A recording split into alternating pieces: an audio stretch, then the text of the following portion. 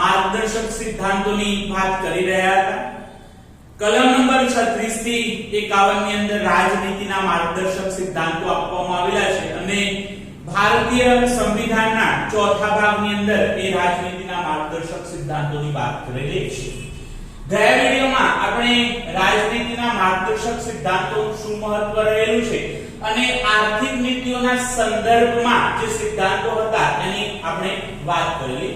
હવે આપણે આગળ સામાજિક નીતિઓ સંબંધી સિદ્ધાંતોની વાત કરીશું કે જ્યારે સામાજિક નીતિઓ ઘડતી વખતે કયા કયા સિદ્ધાંતોને આપણે ધ્યાનમાં રાખવાના છે।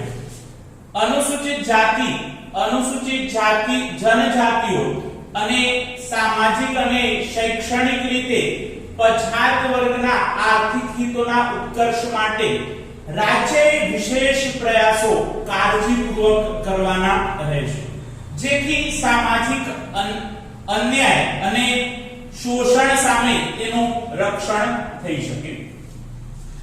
અનુસૂચિત જાતિ એટલે એસસી વર્ગના લોકો અને અનુસૂચિત જનજાતિ એટલે એસટી શેડ્યુલ્ડ ટ્રાઇબ્સ અને સામાજિક અને શૈક્ષણિક રીતે પછાત વર્ગના લોકો એટલે ઓબીસી।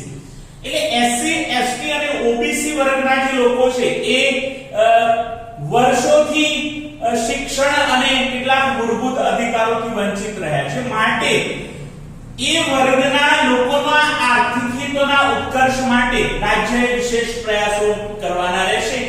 આ વર્ગના લોકોને આગળ લાવવા માટે રાજ્યએ કાળજીપૂર્વક પ્રયાસો કરવાના રહેશે જેથી એ સામાજિક અન્યાયનો ભોગ ન બને અને એમનું કોઈ પણ પ્રકારનું શોષણ ન થાય, શોષણ સામે રક્ષણ થઈ શકે અને સ્વસ્થ અને તંદુરસ્ત વિકાસ સાધી શકે એ માટે ખાસ ધ્યાન રાખવું જરૂરી છે। ભારતમાં રહેતા તમામ નાગરિકો માટે સમાન દીવાની કાયદો ઘડવા ન્યાય વ્યવસ્થાનું સંચાલન કરીને સૌને ન્યાય મળી રહે એ રીતે રાજ્ય પ્રયત્ન કરશે।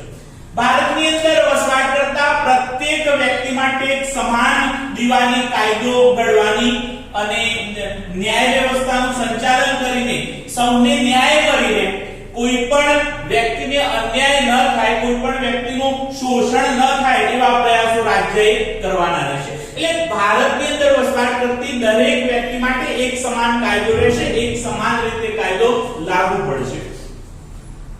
લગ્ન વિચ્છેદ, ભરણ પોષણ, સગીરો, દત્તક વિધાન, વસિયત વગેરેમાં એક સરખો દીવાની કાયદો ઘડીને સામાજિક ન્યાયની દિશામાં સરકાર પગલાં ભરશે। લગ્ન અંગેનો સમાન કાયદો બનાવવામાં આવે। લગ્ન વિચ્છેદ એટલે કે છૂટાછેડા માટેના સમાન કાયદા હોય। ભરણ પોષણ સગીર વયના લોકો માટે, દત્તક વિધાન એટલે બાળક જો દત્તક લેવામાં આવે તો એના માટે કયા કયા કાયદાઓ લાગુ પડશે। વસિયત આ દરેકે દરેક ક્ષેત્રમાં ભારતની અંદર વસવાટ કરતા દરેક વ્યક્તિ માટે એક સરખો ન્યાય લાગુ પડે, એક સરખો દીવાની કાયદો ઘડવામાં આવે જેનાથી ભારતની અંદર પ્રત્યેક વ્યક્તિને સામાજિક ન્યાય મળી રહે એ દિશાની અંદર સરકારે પ્રયાસ કરવાના રહેશે। રાજ્યમાં સૌ નાગરિકોને કામ કરવાનો હક પ્રાપ્ત થાય।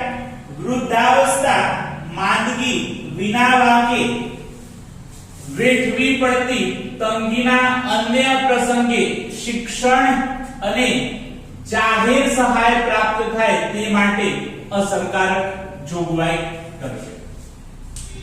દરેકે દરેક વ્યક્તિને પોતાની આજીવિકા માટે, પોતાના ભરણ પોષણ માટે કામ કરવાનો હક પ્રાપ્ત થાય। ઘણીવાર વૃદ્ધાવસ્થાના કારણે, માંદગીના કારણે અથવા તો વિના વાંકે તંગી વેઠવી પડતી હોય છે, જેમ કે કોઈ પૂર આવે, વાવાઝોડું આવે અથવા તો ભૂકંપ જેવી પરિસ્થિતિના કારણે અનેક સમસ્યાઓનો સામનો કરવો પડતો હોય છે। તો આવા સમયે રાજ્યએ શિક્ષણની સુવિધા પૂરી પાડવાની રહેશે અને એ સમસ્યામાંથી એ જે સંકટ આવેલું છે, જે આપત્તિ આવેલી છે, એ આપત્તિમાંથી બહાર કાઢવા માટે જાહેર સહાય પ્રાપ્ત થાય, સરકાર મદદરૂપ થાય એ માટે અસરકારક પગલાં ભરવાના રહેશે। ત્યાર પછી આપણે વાત કરીએ રાજકીય અને વિદેશી નીતિઓ વિશે સિદ્ધાંતો।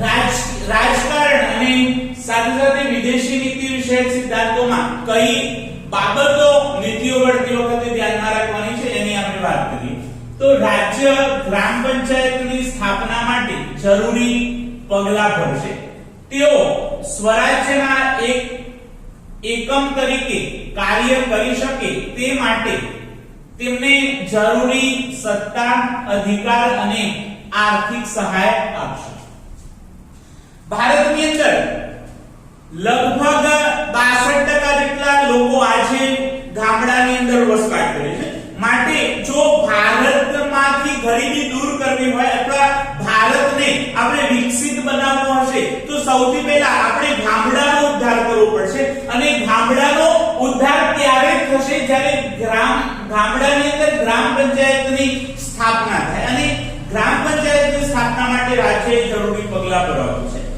ગ્રામ પંચાયતો એક સ્વરાજ્યના પાયાના એકમ તરીકે કામ કરી શકે એક નાના સત્તાદર્શક તરીકે કામ કરી શકે એક નાના સ્વરાજ્ય તરીકે કામ કરી શકે એ માટે એમને જરૂરી સત્તા આપવામાં આવે જરૂરી અધિકાર આપવામાં આવે અને આર્થિક સહાય આપવામાં આવે જેનાથી ગામડાની અંદર પાયાની સુવિધાઓ ઊભી થાય અને એ વિકાસના કાર્યો એ સ્વરાજ્યના એકમ તરીકે ગ્રામ પંચાયત કરી શકે રાજ્ય સેવાઓમાં ન્યાયતંત્રને કારોબારીથી અલગ અને સ્વતંત્ર કરવા પગલાં ભરશે જેથી ન્યાયાધીશો નિષ્પક્ષ નિડર અને નિર્ભીક રીતે ન્યાય આપી શકે રાજ્યની સેવાઓની અંદર ન્યાયતંત્રને કારોબારીથી અલગ અને સ્વતંત્ર રાખવામાં આવે જેના કારણે ન્યાયાધીશો છે એ નિષ્પક્ષ નિડર અને નિર્ભીક રીતે ન્યાય આપી શકે રાજકારણની ન્યાયતંત્ર ઉપર કોઈ ઇફેક્ટ ના થાય કોઈ દખલગીરી ન થાય કોઈ હસ્તક્ષેપ ન થાય એ માટે ન્યાયતંત્રને કારોબારીથી અલગ રાખવું અત્યંત જરૂરી છે તો જ તટસ્થ અને પારદર્શી ન્યાય મળી રહે આંતરરાષ્ટ્રીય શાંતિ સલામતી અને ઉન્નતિ માટે રાષ્ટ્રો વચ્ચે ન્યાયી અને માનપૂર્વકના સંબંધો જાળવવા માટે આંતરરાષ્ટ્રીય કાયદાઓ અને સંધિઓને લગતી ફરજો પ્રત્યેનો આદર વધારવા અને આંતરરાષ્ટ્રીય મતભેદો અને તકરારી પ્રશ્નોનું લવાદ દ્વારા શાંતિમય નિરાકરણ લાવવાનો પ્રયત્ન રાજ્ય કરશે અને એ બાબતોને અગ્રીમ પ્રોત્સાહન આપશે ભારત એ પ્રાચીન સમયથી વિશ્વ શાંતિને ભરેલો દેશ છે એટલે વિશ્વ શાંતિ માટેના પ્રયાસો કરશે અને વિશ્વ શાંતિને સમર્થન આપશે સલામતી અને ઉન્નતિ માટે એ રાજ્યએ પ્રયાસ કરવાના રહેશે રાષ્ટ્રો વચ્ચે ન્યાયી અને માનપૂર્વકના સંબંધો જળવાય બે દેશો વચ્ચે આદરપૂર્વકના માનપૂર્વકના અથવા સન્માનપૂર્વકના સંબંધો વિકસે અને એક ન્યાયી સમાજની રચના થાય એ માટે આંતરરાષ્ટ્રીય કક્ષાએ રાજ્યએ પ્રયાસ કરવાના રહેશે આંતરરાષ્ટ્રીય કાયદાઓ અને સંધિઓને લગતી ફરજો પ્રત્યેનો આદર વધારવો આંતરરાષ્ટ્રીય કક્ષાએ ઘણી સંધિઓ કરવામાં આવતી હોય છે અને ઘણા કાયદાઓ બનાવવામાં આવતા હોય છે એમાં આપણી જે ફરજો છે ફરજોનું આપણે તટસ્થતાથી પાલન કરીએ અને આંતરરાષ્ટ્રીય જે કાયદાઓ અને સંધિ છે એને આદર આપી અને એનું પાલન કરીએ ઘણીવાર આંતરરાષ્ટ્રીય કક્ષાએ મતભેદ અથવા તો તકરારો થતી હોય છે ઝઘડાઓ થતા હોય છે તો આવા સમયે એ ઝઘડાઓનું નિરાકરણ લાવવા માટે લવાદ એટલે કે મધ્યસ્થી દ્વારા શાંતિમય નિરાકરણ લાવવાના પ્રયત્નો રાજ્યએ કરવાના રહેશે અને એ માટે અગ્રીમ પ્રોત્સાહન આપશે કે આંતરરાષ્ટ્રીય કક્ષાએ શાંતિ અને સલામતી જળવાય હવે આપણે શૈક્ષણિક અને સાંસ્કૃતિક નીતિઓ સંબંધી સિદ્ધાંતની વાત કરીશું એમાં કલમ નંબર 45 પ્રમાણે 14 વર્ષની ઉંમર સુધીના તમામ બાળકોને બંધારણના આરંભ થયાના 10 વર્ષની અંદર મફત અને ફરજિયાત શિક્ષણ પ્રાપ્ત થાય એ માટે રાજ્ય પ્રયાસ કરશે જે હવે 2009 થી મૂળભૂત હક બન્યો છે બાળકની અંદર વસવાટ કરતા 6 થી 14 વર્ષના તમામ બાળકોને મફત ફરજિયાત અને સાર્વત્રિક શિક્ષણની જોગવાઈ એ બંધારણની અંદર કરવામાં આવેલી છે અને આ મફત ફરજિયાત અને સાર્વત્રિક શિક્ષણ બંધારણનો પ્રારંભ થયાના 10 વર્ષની અંદર એ આપવાનો રહેશે, જેના અનુસંધાનમાં ભારત સરકારે વર્ષ 2009 માં RTE right to education act નો કાયદો બનાવેલો છે, જે વર્તમાન સમયમાં મૂળભૂત હક તરીકે એનો સ્વીકાર થયેલો છે. રાષ્ટ્રીય મહત્વ તરીકે જાહેર કરાયેલા દરેક કલાત્મક અને ઐતિહાસિક મહત્વ ધરાવતા સ્મારકો, સ્થળો, કલાકૃતિઓ, ઇમારતોનું, પદાર્થોનું યથાપ્રસંગ લૂંટફાટ, બગાડ, વિકૃતિ, સ્થળાંતર, નિકાલ કે તેનો નાશ થતો અટકાવવાનો અને રક્ષણ કરવાની રાજ્યની ફરજ રહેશે.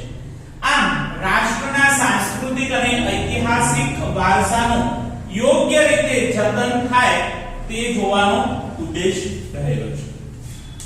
રાષ્ટ્રીય મહત્વ તરીકે જાહેર કરાયેલા દરેક કલાત્મક અને ઐતિહાસિક મહત્વ ધરાવતા જે સ્મારકો છે, સ્થળો છે, કલાકૃતિઓ છે, ઇમારતો છે, એને કોઈ પણ ક્ષતિ ન પહોંચે એ જોવાની જવાબદારી રહેશે.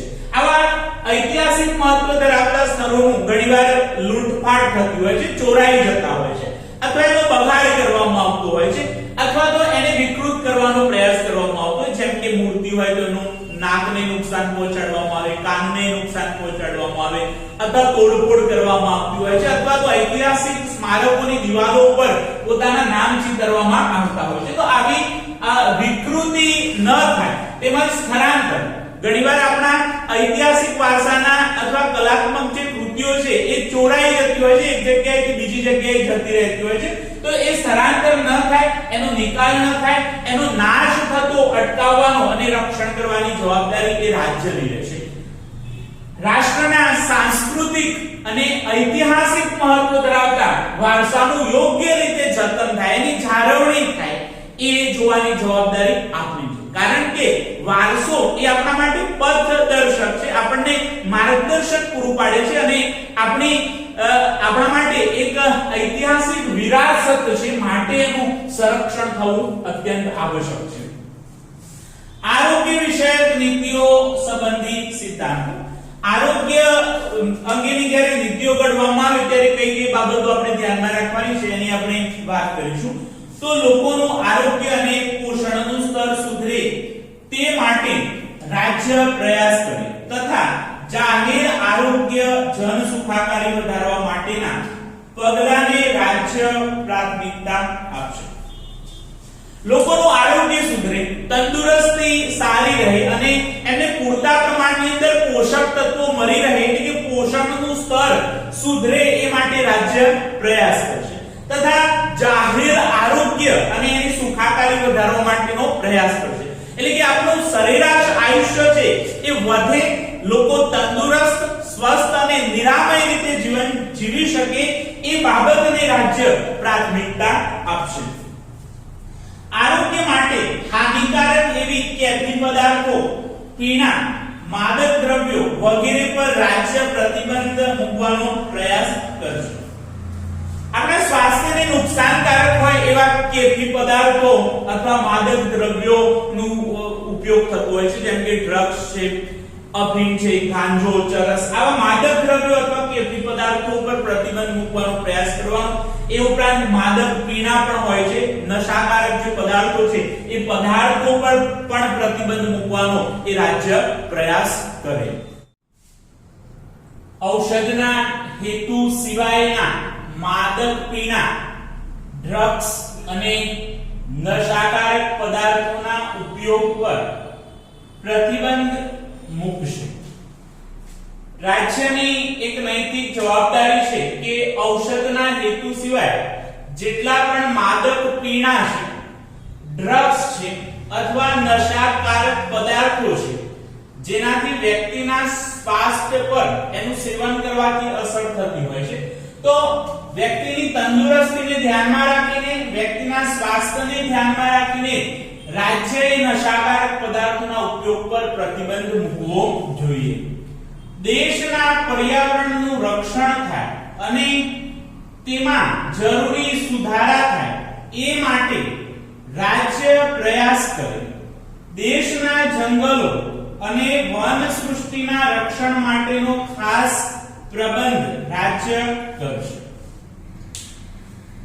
દેશના પર્યાવરણનું રક્ષણ થાય એ માટેના રાજ્યએ પ્રયાસ કરવાના રહેશે. કારણ કે પર્યાવરણ છે તો મનુષ્ય છે. પર્યાવરણ વિના મનુષ્યના અને પૃથ્વીના અસ્તિત્વની કલ્પના કરવી મુશ્કેલ છે. માટે પર્યાવરણનું રક્ષણ થાય એ ખૂબ જરૂરી છે. એની અંદર બદલાવ લાવવાની જરૂરિયાત જણાય કે સુધારા વધારા કરવાની જરૂરિયાત જણાય તો પણ એનો પ્રબંધ રાજ્યએ કરવાનો રહેશે.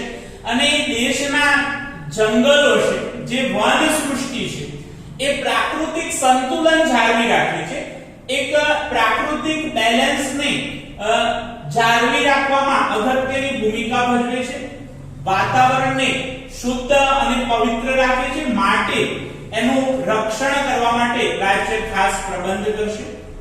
કામદારોને કામના સ્થળે આરોગ્યપ્રદ વાતાવરણ પ્રાપ્ત થાય તથા નવરાશની પરોમાં સામાજિક અને સાંસ્કૃતિક વિકાસની પૂરતી તકો પ્રાપ્ત થાય તેવા પ્રયાસ કરો. કામદારોને કામના સ્થળે આરોગ્યપ્રદ વાતાવરણ પ્રાપ્ત થાય, એમના સ્વાસ્થ્યને નુકસાન ન થાય એ પ્રકારનું વાતાવરણ એ કામના સ્થળે ઊભું કરવાનું રહેશે. તથા નવરાશની પરોમાં એમનો સામાજિક અને સાંસ્કૃતિક વિકાસ થાય એ માટે પૂરતી તકો પ્રાપ્ત કરાવવાની જવાબદારી એ રાજ્યની રહેશે. માનસિક તંદુરસ્તી બક્ષવા માટે મનોરંજનની સુવિધા પ્રાપ્ત થાય તેવા પ્રયત્નો રાજ્ય કરશે. વ્યક્તિને માનસિક તંદુરસ્તી પ્રાપ્ત થાય, માનસિક રીતે એ સ્વસ્થ રહે અને એમના વ્યક્તિત્વનો વિકાસ થાય એ માટે મનોરંજનની સુવિધાઓ ઊભી કરવાની જવાબદારી પણ એ રાજ્યની રહેશે.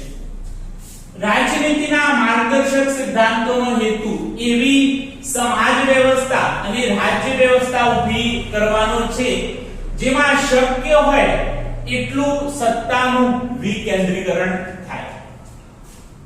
આ રાજનીતિના માર્ગદર્શક સિદ્ધાંતોનો એક મહત્વનો હેતુ છે કે રાજ્યએ એવી રાજ્ય વ્યવસ્થા અને સમાજ વ્યવસ્થા ઊભી કરવાની છે જેની અંદર શક્ય એટલું સત્તાનું વિકેન્દ્રીકરણ હોય.